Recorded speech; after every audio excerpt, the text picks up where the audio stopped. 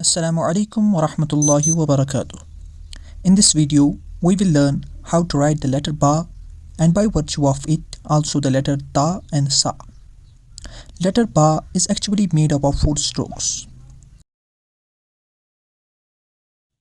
We will try and demonstrate. The first stroke of the letter is approximately 1.5 nukta and up to 2 nuktas, depending on how you are writing. It depends upon on the artwork that you are making. The second stroke is called nuzul.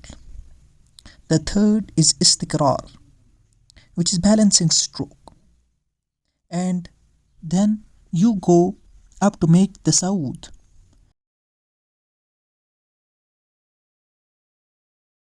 The overall shape is approximately 6 nuktas and can go up to 7 nuktas. The nuzul, istikrar and saud constitutes the kasa. If you observe, you should be able to fit a circle here.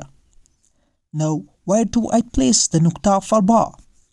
It goes in between for taa, again at the center, followed by sa.